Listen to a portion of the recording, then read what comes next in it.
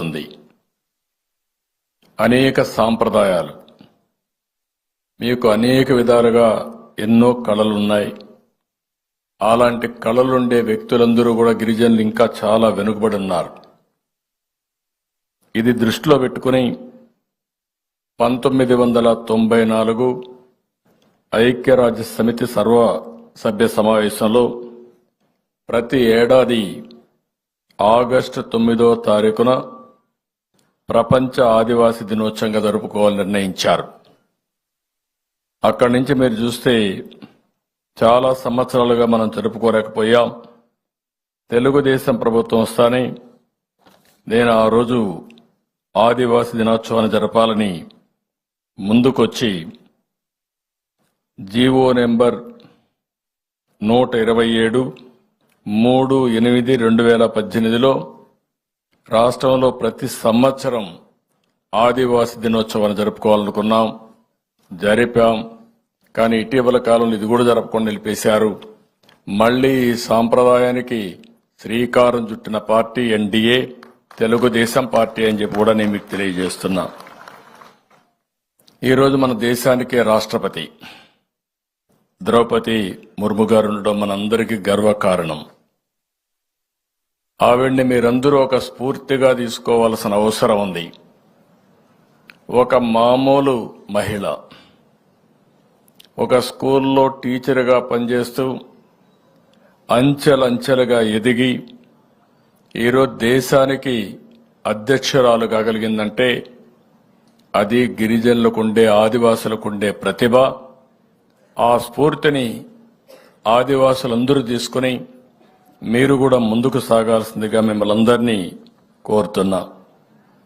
ఆదివాసులు అనగానే శౌర్యం, సహజ ప్రతిభ, నైపుణ్యం కలిగిన వ్యక్తులు, ప్రకృతిని ఆరాధించేవాళ్లు. ఇప్పుడే ఏకలవ్యుడు, ఇక్కడే ఫోటోలు కూడా తీసుకున్నా. ఏకలవ్యుడు నిషిద ట్రైబ్. ఎవరన్నా జీపీటీకి వెళ్తే చెప్తుంది ఏ ట్రైబ్ అని కూడా. ఒక గిరిజన కుటుంబంలో పుట్టి టీచరు లేకపోయినా కాదు అని నిరాకరించిన ఫోకస్ పెట్టాడు, విద్యను అభ్యసించాడు.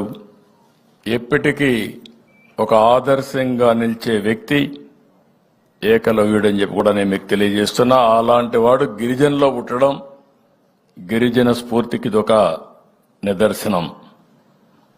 ఇదే కాకుండా ఆదివాసులందరూ వ్యవసాయం, అటవీ ఉత్పత్తులు, హస్తకళలు, జానపద సంగీతం, నృత్యం చేయడం, సాంప్రదాయ ఆహారాలు, అంటే మళ్లీ ప్రపంచం మొత్తం ఈ యొక్క ఆర్గానిక్ ఆహారానికి శ్రీకారం చుట్టే పరిస్థితికి వచ్చారు.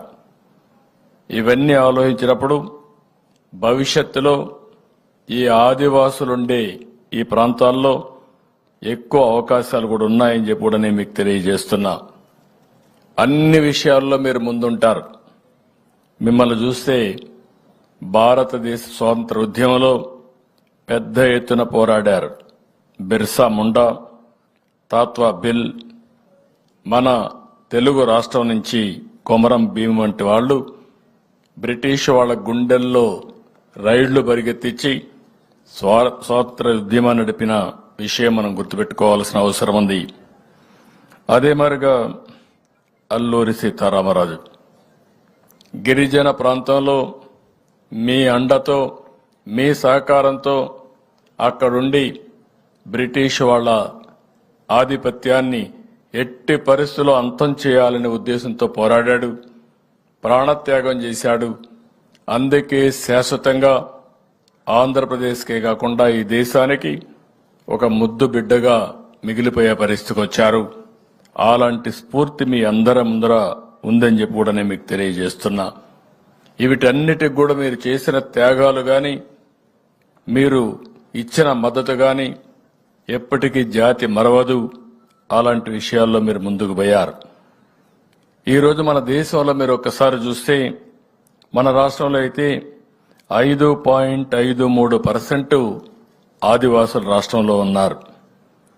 దేశం మొత్తం 10,42,00,000 మంది గిరిజనులున్నారు. ఆఫ్రికా తర్వాత ప్రపంచంలో 2వ స్థానంలో గిరిజనులుండే దేశం భారతదేశం. ఇంకొక పక్కన దేశం మొత్తం 8.6% గిరిజనులుండే పరిస్థితుంది. 2011 జనాభాల లెక్క ప్రకారం మన రాష్ట్రంలో మనం చూస్తే 27,39,000 మంది ఆదివాసులు ఈ రాష్ట్రంలో ఉన్నారు. అంటే 5.53%. ఇవి కూడా 34 షెడ్యూల్ తెగలున్నాయి. 1-2 కాకుండా 34 ఉండే పరిస్థితుంది. అయితే మొత్తం 6,45,000 ఎస్టీ కుటుంబాలున్నాయి. అటవీ ప్రాంతంలో 13,96,000 మంది ఉన్నారు. అదే మాదిరిగా మైదానంలో దగ్గర 13,43,000 మంది ఉన్నారు. ఈరోజు మొత్తం చూస్తే అల్లూరి సీతారామరాజు, పార్వతీపురం మన్యం, విజయనగరం, ఏలూరు, అనకాపల్లి ఇలాంటి జిల్లాల్లో 36 మండలాల్లో 3,512 రెవెన్యూ గ్రామాలు షెడ్యూల్ గ్రామాలుగా, షెడ్యూల్ ప్రాంతాలుగా, ఐటీడీ ప్రాంతాలుగా మనం నామకరణం చేసుకున్నాం. దీన్ని మనం ముందుకు పోయే పరిస్థితికి వచ్చాం. ఈరోజు మీరు చూస్తే అనేక సాంప్రదాయాలు, మీలో కూడా అనేక కట్టుబాట్లు కూడా ఉన్నాయి, అనేక వర్గాలు కూడా ఉన్నాయి. కోయ, కొండదొర, సవర, భగత, జాతాపు, కొండు, కొండరెడ్లు, వాల్మీకి తెగలు ఎక్కువగా ఇందులో ఉంటారు. మిగిలిన వర్గాలుగా కూడా చాలా మంది ఉన్నారు. అదే ప్లేన్ ఏరియాకు వస్తే, మైదానానికి వస్తే యానాదులు, ఎరుకల, సుగాలి, చెంచులు ఇలాంటి చాలా వర్గాలు ఇంకా ఉన్నాయి. అంటే మొత్తం ఇవన్నీ చూసినప్పుడు అటు మైదానం, ఇటు ఏజెన్సీ ప్రాంతాల్లో సమానంగా ఉన్నారు. కానీ మైదానంలో ఉండే వాళ్ళ జీవన ప్రమాణాలు కూడా అంతంత మాత్రమే ఉన్నాయి. ఇది చాలా బాధాకరం అని చెప్పి కూడా నేను మీకు తెలియజేస్తున్నా. ఏజెన్సీ ఏరియాలో ఉండే వాళ్ళ జీవన ప్రమాణాలు ఇంకా ఒక విధంగా చెప్పాలంటే కనీసం రోడ్లు కూడా లేకుండా అవస్థపడతా ఉంటే, మామూలుగా అందరితో సమానంగా నివసించే మైదాన ప్రాంతంలో ఉండే గిరిజనుల పరిస్థితి కూడా అధ్వానంగా ఉండే పరిస్థితి వచ్చింది. ఇవన్నీ చూసిన తర్వాత మీరు ఒక విషయం గుర్తుపెట్టుకోవాలి. సమైక్య ఆంధ్రప్రదేశ్లో చైతన్యం అనే ఒక కార్యక్రమం తీసుకొచ్చాను. నా ఉద్దేశం ఒకటే, గిరిజన ప్రాంతాల్లో కొన్ని ప్రాంతాల్లో వనరులున్నాయి. మైదాన ప్రాంతంలో ఉండే గిరిజనులు వనరులు కూడా లేవు. కానీ అందరూ పైకి వస్తున్నారు, వీళ్ళు పైకి రాలేకపోతున్నారు. అందుకే ఆ రోజు నేను పెట్టింది చైతన్యం అనే పేరు పెట్టాను. చైతన్యంతో కార్యక్రమాలు చేసి మీ జీవితాల్లో పెను మార్పులు తేవాలని ఆ రోజు ప్రభుత్వం ముందుకు పోయాం. ఒక మాటలో చెప్పాలంటే కాఫీకి ప్రారంభించాం.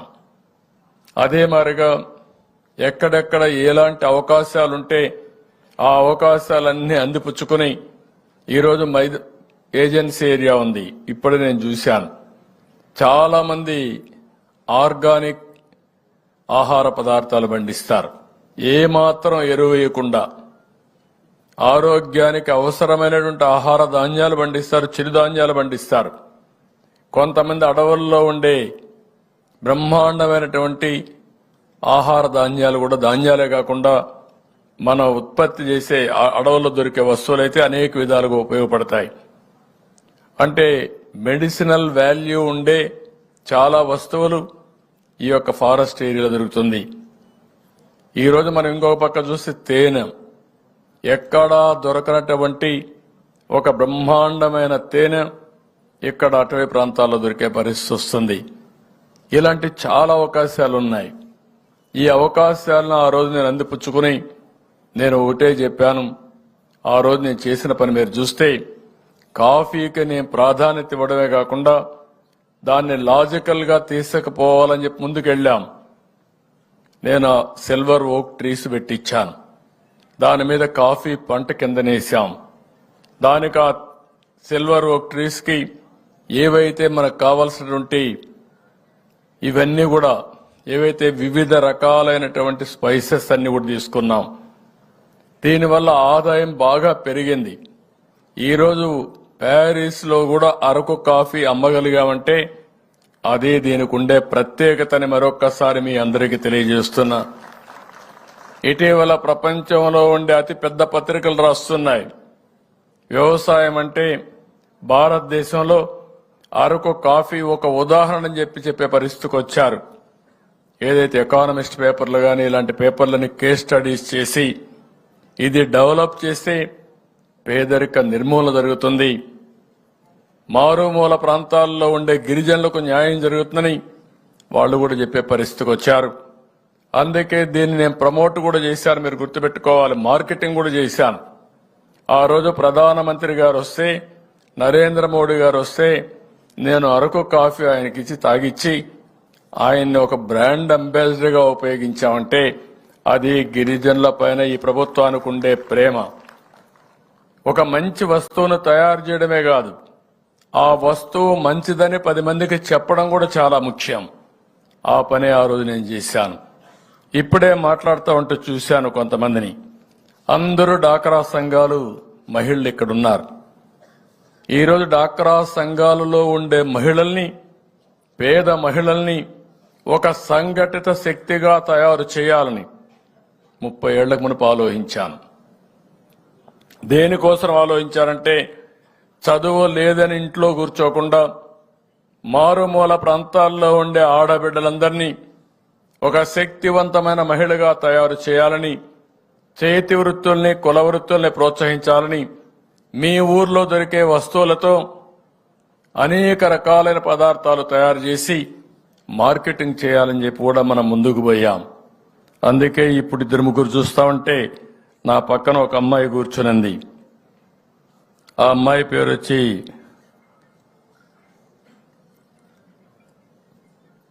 సవరపు పావని, ఇంటర్మీడియట్ ఏజెన్సీ ఏరియాలో రంపచోడవరం నుంచి వచ్చింది.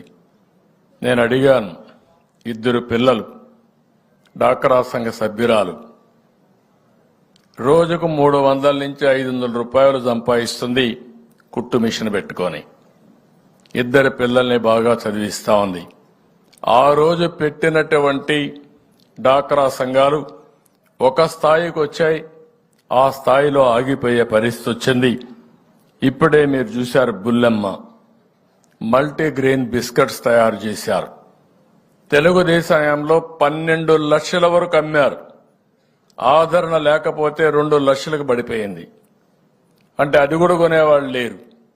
అంటే ఇక్కడ మీరందరూ గుర్తుపెట్టుకోవాల్సింది, ఏ పని చేసినా అనునిత్యం సాధన చేస్తూ ఇంకా నైపుణ్యాన్ని పెంచుకుంటూ మీకు ఎప్పటికప్పుడు ప్రభుత్వాలు దోహదం చేస్తే తద్వారా మీ ఆదాయం పెరిగే పరిస్థితి వస్తుంది. అదే నేను ఆ రోజు ఆలోచించాను. కనీసం 12 లక్షలు ఆ రోజు టర్నోవర్ ఉంటే ఒక 5-10 ఏళ్లలో అది 50 లక్షలు, 1 కోటి రూపాయలు అయి ఉండాలి. దాని ఆదాయం కూడా అదే మాదిరిగా పెరగాలి. ఆదాయం పెరిగి ఎవరైతే ఈ పనిలో ఉంటారో వాళ్ళందరికి కూడా జీవనోపాధి రావాలి, జీవన ప్రమాణాలు పెరగాలి. అలాంటి కార్యక్రమాలు చేయాలని చెప్పి మనం ముందుకు పోయాం. ఈరోజు ఇంకొక పక్కన ఇక్కడ చూస్తే ఎవరైతే జ్యోతి స్విచ్చింగ్ ఒక 15-12 మిషన్లు పెట్టుకొని చేశారు.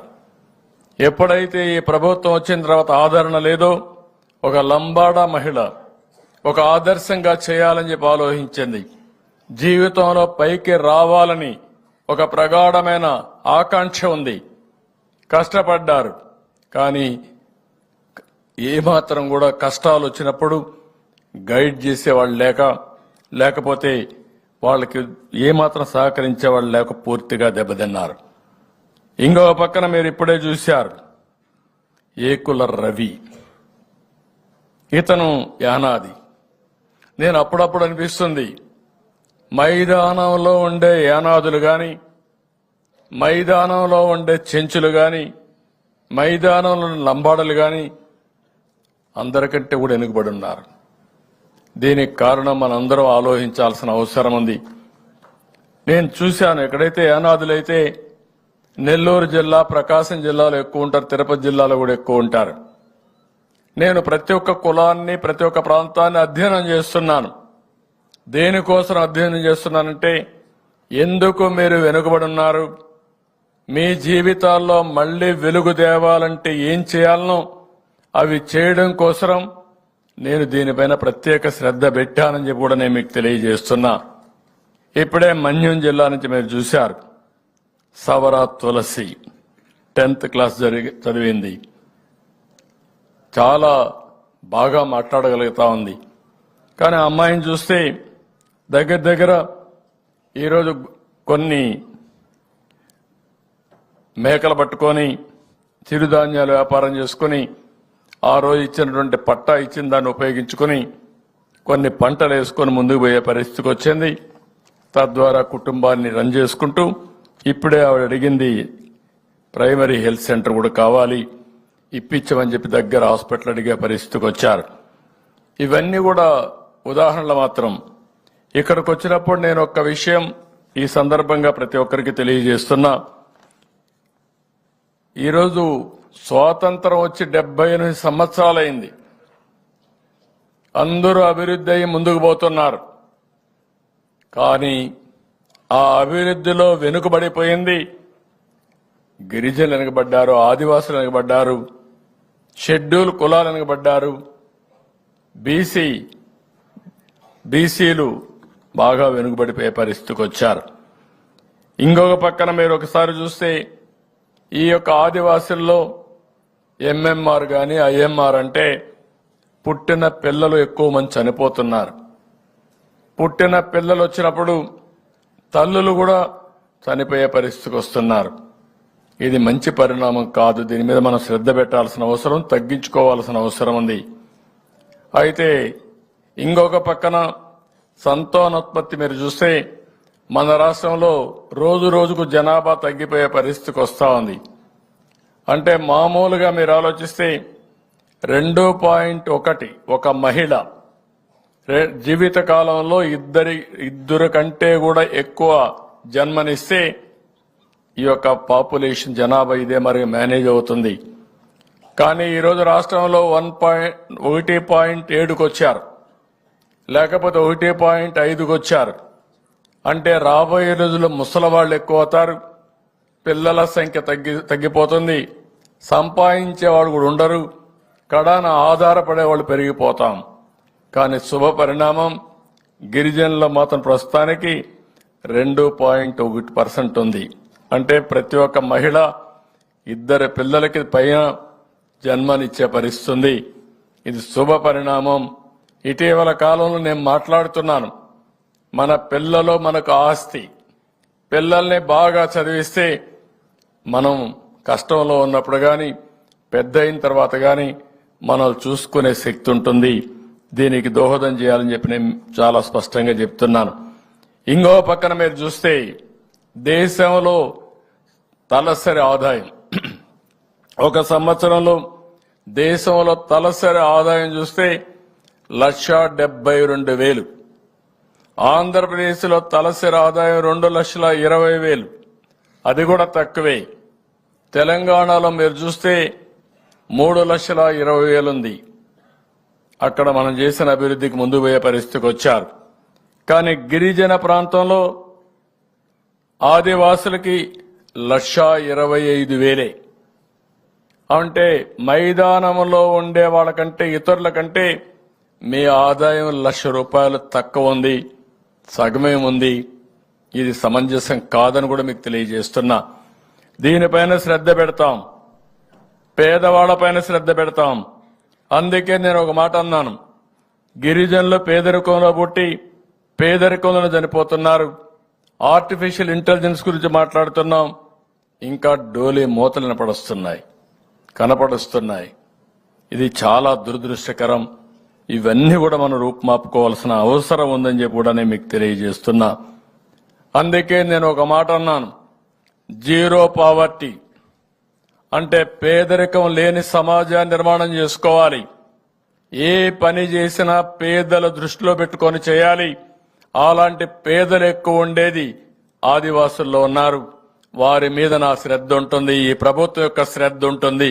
మిమ్మల్ని పైకి తీసుకొచ్చే వరకు, అన్ని విధాలు ఆదుకునే వరకు మీకు అండగా ఉంటామని కూడా మీకు అందరికీ తెలియజేస్తున్నా. ఒకసారి గతాన్ని కూడా మీరు ఒక్కసారి ఆలోచించుకుంటే, తెలుగుదేశం పార్టీ హయాంలో 14-19లో 16 పథకాలు తీసుకొచ్చాం. దగ్గర 199 గురుకుల పాఠశాలలు తీసుకొచ్చాం. 2705 విద్యా సంస్థలు ఏర్పాటు చేసుకుని అందులో 2,45,380 మంది విద్యార్థులు విద్యను అభ్యసిస్తున్నారు. ఒకప్పుడు గిరిజనుల్లో విద్య లేదనే ఉద్దేశంతో ఆ రోజు ఎన్టీ రామారావు గారు ఆలోచించి ఒకే మాట చెప్పారు. ఏ ఊర్లో స్కూల్ కావాలనో ఇచ్చిన ఘనత గురుకుల పాఠశాలని నామకరణం చేసి గురుకుల పాఠశాలలు పెట్టిన వ్యక్తి ఎన్టీఆర్. ఆ రోజు ఇంకొక మాట కూడా చెప్పాడు. గిరిజన ప్రాంతాలకి మైదానంలో పంపిస్తే వాళ్లకు న్యాయం జరగదు కాబట్టి అక్కడ చదువు తక్కువ ఉన్న టీచర్స్ ట్రైనింగ్ లేకపోయినా, బీఈడీ లేకపోయినా ఉద్యోగాలు ఇద్దాం, తర్వాత టీచింగ్ చెప్తూ చదువు చెప్తూ డిగ్రీ ఇప్పించే ఏర్పాటు చేస్తామని చెప్పిన వ్యక్తి నందమూరి తారక రామారావు గారని చెప్పి నేను మీకు తెలియజేస్తున్నా. అంటే స్కూల్స్ రావాలి, ఆదివాసులు చదువుకోవాలి, ఆ చదువు చెప్పే వాళ్ళు కూడా ఆదివాసులు ఉండాలనేది ఎన్టీ రామారావు గారి సంకల్పం. దానికి మేము కట్టుబడి ఉన్నామని చెప్పి కూడా నేను మీకు తెలియజేస్తున్నా. మీ పిల్లల విద్య కోసం 14-19లో 450 కోట్లు ఖర్చు చేస్తే ఫీజు రియంబర్స్మెంట్ కోసం ఈ ప్రభుత్వం వచ్చిన తర్వాత సగం తగ్గించేశారు. 260 కోట్లు పడిపోయే పరిస్థితి వచ్చింది. నేను ఒకటే ఆలోచించాను, గిరిజన పిల్లలు, గిరిజనులు గాని కూలీలు గాని అటవీ ప్రాంతంలో మిగిలిపోకూడదని మిమ్మల్ని ఐఏఎస్ చేయాలి, ఐపీఎస్ చేయాలి, లేకపోతే ఐఐఎంలకు వెళ్ళాలి అనే ఉద్దేశంతో శ్రద్ధ పెట్టాం. దీనికి ప్రత్యేకమైనటువంటి ట్రైనింగ్ ఇచ్చాం. ఇంకో పక్కన చూస్తే సివిల్ సర్వీస్ పరీక్షల్లో విజయం సాధించాలని 13 కోట్ల రూపాయలు ఖర్చు పెట్టి దగ్గర 1000 మందికి ట్రైనింగ్ ఇచ్చాం. ఈ ప్రభుత్వం వస్తానే 3 లక్షలు ఖర్చు పెట్టి ఒకరికో ఇద్దరికో ముగ్గురికి ట్రైనింగ్ ఇచ్చే పరిస్థితికి వచ్చారు. అంటే గిరిజనుల్లో ప్రతిభ ఉంది, ప్రతిభని సానబెట్టి బయట తేవాల్సిన అవసరం ఉంది. అలాంటి కార్యక్రమాలు చేయడంలో పూర్తిగా ఫెయిల్ అయ్యే పరిస్థితికి వచ్చారు. మీరిక్కడే కాదు, అంబేద్కర్ ఓవర్సీస్ విద్యా విధానాన్ని పెట్టి గిరిజన పిల్లలకి 20 లక్షలు, ఆ ప్రాంతంలో 10 లక్షల డబ్బులు ఇచ్చి విదేశాల్లో బెస్ట్ యూనివర్సిటీస్ పంపించాం. 55 మందిని పంపించి 7.5 కోట్ల రూపాయలు ఖర్చు పెట్టాం. వీళ్ళు వచ్చిన తర్వాత పేరు తీసేసి పథకాన్ని కూడా బొక్కబెట్టి కనీసం ఒక్కరికి మాత్రం ఇచ్చారు. అంటే ఏ విధంగా సబబో మనం ఆలోచించుకోవాల్సిన అవసరం ఉంది. ఇది కాకుండా మీరు చూస్తే ఆ రోజు ఇంకొక పక్క బెస్ట్ అవైలబుల్ స్కూల్స్ ఉన్నాయి, కార్పొరేట్ స్కూల్స్ ఉన్నాయి. గిరిజన పిల్లలు అక్కడ చదువుకోవాలి, అందరితో సమానంగా రాణించాలనే ఉద్దేశంతో పెడితే దాన్ని కూడా తీసేసే పరిస్థితికి వచ్చారు. ఇంకో పక్కన మీరు ఒకసారి చూస్తే ఎస్టీలకు ఆ రోజు గిరిపుత్రిక కింద నేను 9,222 మందికి 56 కోట్ల రూపాయల ఆర్థిక సహాయం చేశాం. పెళ్లి నిశ్చయమవుతానే ఏ మాత్రం కూడా మీకు దిగులు లేకుండా మీకు డబ్బులిచ్చి పెళ్లి జరిపించిన పార్టీ తెలుగుదేశం పార్టీ అని చెప్పి కూడా మీకు తెలియజేస్తున్నా. అలాంటిది ఈరోజు చూస్తే పూర్తిగా దీన్ని కూడా నీరుగారు చేసే పరిస్థితికి వచ్చారు. ఆ రోజు గిరిజనుల్లో ఎవరైనా చనిపోతే మట్టి ఖర్చుకు డబ్బులు ఇచ్చాం. 5 లక్షల రూపాయలు చంద్రన్న భరోసా కింద మీకు ఆర్థిక సహాయం చేసిన పార్టీ తెలుగుదేశం పార్టీ. ఎవరన్నా చనిపోతే దిక్కు లేదని బాధపడకుండా ప్రభుత్వం అండగా నిలిచాం. మీలో చాలా మంది ఆ రోజు డోలీలు తీసుకుని ఎన్నో కిలోమీటర్ల తరబడి నడిచి వచ్చేవాళ్ళు. అది నాకు చాలా బాధ కలిగింది. మేము అంబులెన్స్లు పెట్టాం. అంబులెన్స్లన్నీ రోడ్డు మీద తిరగలుగుతాయి. గిరిజన ప్రాంతంలో ఆదివాసులుండే కొన్ని మారుమూల ప్రాంతాల్లో కనీసం ఈ యొక్క 4 వీలర్స్ రావు. అందుకని ఆలోచించి నేను 2 వీలర్స్ తో అంబులెన్సెస్, ఫీడర్ అంబులెన్సెస్ పెట్టాను. ఫీడర్ అంబులెన్స్ అంటే ఎక్కడో గూడెం ఉంటుంది, ఆ గూడెం నుంచి మెయిన్ రోడ్డుకు వస్తే అక్కడ అంబులెన్స్ రెడీగా ఉంటుంది. ఇది తేవాలంటే స్కూటర్ని ఫీడర్ అంబులెన్స్లుగా చేసి మీరు అక్కడి నుంచి తీసుకొచ్చే సౌకర్యం పెడితే ఈ మధ్య కాలంలో డోలీల్లో మోసుకొస్తున్నారు. ఆరోగ్యం బాగాలేకపోతే మోసుకొస్తున్నారు. ఎవరైనా కానీ డెలివరీకి రావాలంటే, ప్రసూతి చేయాలంటే, హాస్పిటల్కి రావాలంటే అక్కడి నుంచి మోసుకొస్తామంటే దారి మధ్యలో వాగుల దగ్గర, చెట్టు దగ్గర, పుట్ట దగ్గర, శ్మశానం దగ్గర డెలివరీ చేసే పరిస్థితి వచ్చారంటే, అక్కడే జన్మనిచ్చే పరిస్థితి వచ్చారంటే ఏంటి కర్మ అని అడుగుతున్నా, ఏంటి దౌర్భాగ్యం అని అడుగుతున్నా. ఒక నాగరిక ప్రపంచంలో ఉన్నాం, ఆధునిక ప్రపంచంలో ఉన్నాం, కంప్యూటర్ యుగంలో ఉన్నాం. ఇంకా ఈ గిరిజనుల పరిస్థితి డోలీల్లో తీసుకొచ్చే పరిస్థితి ఉందంటే దీనికి మనం అందరం కూడా బాధపడవలసిన అవసరం ఉందని చెప్పి కూడా నేను మీకు తెలియజేస్తున్నా. ఎప్పుడైతే హాస్పిటల్కి వస్తారో శిశు మరణాలు తగ్గుతాయి, మాతా మరణాలు తగ్గుతాయి. దానివల్ల చాలా వరకు ప్రతి ఒక్కరు కూడా ఆనందంగా డెలివరీ చేసే పరిస్థితికి వస్తారు. ఇంకొక పక్క నేను ఆ రోజు ఆలోచించాను, గిరిజనుల పౌష్టికాహారం తక్కువ ఉంటుందనే ఉద్దేశంతో ఆడబిడ్డలందరికీ కూడా పౌష్టికాహారం ఇచ్చాం. పిల్లలకు పౌష్టికాహారం ఇచ్చి ఫుడ్ బాస్కెట్ కింద ప్రత్యేక శ్రద్ధ చూపించాం. కడాన గిరిజన ఏరియాలో మస్కిటోస్ ఎక్కువ ఉంటాయనే ఉద్దేశంతో మస్కిటో నట్లు కూడా ఇప్పించాం. గిరిజనుల్లో పౌష్టికాహారం ఉండదు కాబట్టి మీకు బలహీనం అవుతారు. అలాంటప్పుడు న్యూట్రిషియస్ ఫుడ్ కూడా ఇవ్వాలని అలాంటి వాళ్ళందరినీ ఆలోచించి ఆ రోజు మీకు అన్ని కూడా అందజేశాం. ఇవే కాకుండా ట్రైకార్ ద్వారా మీరు చూస్తే స్కిల్ డెవలప్మెంట్ కోసరం, ఉపాధి కోసరం, భూమి కొనుగోలు కోసరం 685 కోట్ల రూపాయలు ఖర్చు పెట్టాం. ఇది కాకుండా గిరిజన ప్రాంతంలో మొబైల్ టవర్స్ పెట్టాలని, మీకు కూడా ఆధునికమైన వసతులు రావాలని, సెల్ ఫోన్లు అంటే కొంతమందికే కాదు, ఇప్పుడు నేను పక్కన సెల్ ఫోన్ పెట్టుకున్నాను, టైం చూసుకుంటున్నాను, వార్తలు చూసుకోగలుగుతున్నాను. ఇలాంటి వసతి గ్రామీణ ప్రాంతాల్లో, మారుమూల ప్రాంతాల్లో ఉండే ఆదివాసులు కూడా రావాలని తెలుగుదేశం పార్టీ సంకల్పం. ప్రపంచంలో జరిగే విషయాలు ఆ రోజుకు ఆ రోజు మీరు తెలుసుకోవాలి. టెక్నాలజీ ద్వారా పేదరిక నిర్మూలన సాధ్యం. అలాంటి దానికోసం ఇవి పెడితే దీన్ని కూడా దెబ్బతీసే పరిస్థితికి వచ్చారు. నేను ఆ రోజు మీ అందరికీ ఉచిత కరెంట్ ఇచ్చాను. ఈ రోజు వీళ్ళని చూస్తే పట్టణాల్లో నివసించే గిరిజనులకు ఇచ్చిన కరెంటు కూడా తీసేసి జగ్జీవన్ జ్యోతి కింద ఇచ్చిన పథకాన్ని రద్దు చేసే పరిస్థితికి వచ్చారు. ఇంకో పక్క ఏజెన్సీ ఏరియాలో బాక్సైట్ తవ్వకాలను మనం నిలిపేస్తే వీళ్లు లేటరైట్ పేరుతో మళ్లీ తవ్వకాలు కూడా ప్రవేశపెట్టే పరిస్థితికి వచ్చారు. ఏదేమైనా నేను ఒకటే మీ అందరికీ హామీ ఇస్తున్నా, నేను ఈ 5 ఏళ్లలో నిర్దిష్టమైన విధానాల ద్వారా గణనీయంగా పేదరిక నిర్మూలన ఆదివాసుల్లో తెచ్చే బాధ్యత తెలుగుదేశం పార్టీ తీసుకుంటాం, ఎన్డీఏ తీసుకుంటాం కూడా హామీ ఇస్తున్నా. నిన్నే ఒక రివ్యూ చేశా. ఆ రివ్యూలో చాలా స్పష్టంగా అధికారులు ఇక్కడే ఉన్నారు, డైరెక్టర్ ఉన్నారు, కమిషనర్ ఉన్నారు, సెక్రటరీ గారు ఉన్నారు, మినిస్టర్ గారు ఉన్నారు. అందరికీ ఒక దశ దిశ నిర్దేశించాను, వే ఫార్వర్డ్ ఇచ్చాను. పేరుకు కార్యక్రమాలు కాదు, ఫలితాలిచ్చే కార్యక్రమాలుగా ఉండాలి. మనం చేసే ప్రతి ఒక్క పని తద్వారా గిరిజనుల జీవన ప్రమాణాల్లో మార్పు తీసుకురావాలి. ఈ రోజు ఎట్టుందో ఒక సంవత్సరంలో ఏ విధంగా మార్పు తీసుకొస్తామో ఆ ఒక్క సంవత్సరం తర్వాత ఏ విధంగా చేయాలనో చాలా స్పష్టంగా ఆదేశాలు ఇచ్చా. అవి చేస్తామని చెప్పి కూడా నేను మీకు తెలియజేస్తున్నా.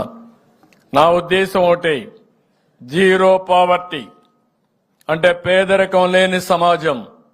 ఇది సాధ్యం. ఈ టెక్నాలజీ ఏజ్ లో ప్రతి ఒక్క కుటుంబాన్ని కంప్యూటర్లో పెట్టుకొని మేమేమి ఇచ్చాం, మీకు ఎట్లా పనిచేసింది, మళ్ళీ మీ జీవన ప్రమాణాలు పెరిగాయా, మీ జీవన ప్రమాణాల్లో అనేక విషయాలున్నాయి, మీ ఆరోగ్య విషయాలు, ఆర్థిక విషయాలు, లేకపోతే మీ కుటుంబంలో కావలసిన వస్తువులు ఉన్నాయి. కొన్ని ప్రాంతాల్లో మనం చూస్తున్నాం ఇంకా కరెంటు లేని ఇండ్లున్నాయి, అదే మాదిరిగా మరుగుదొడ్డి లేని ఇండ్లున్నాయి, ఇంకో పక్క ఇండ్లులోని పేద కుటుంబాలున్నాయి. అంటే ఇవన్నీ కూడా కనీస అవసరాలు, తాగునీరు లేని గ్రామాలున్నాయి. అంటే తాగునీరు కూడా మీ ఇంటి దగ్గర కొళాయి లేని ఇళ్లున్నాయి. నేను అందుకనే ఒకే నిర్ణయం చేశాం, ఒక ఇంటికి కనీస అవసరాలు ఏమేం కావాలనో అవన్నీ నెరవేర్చే బాధ్యత తీసుకుంటాం.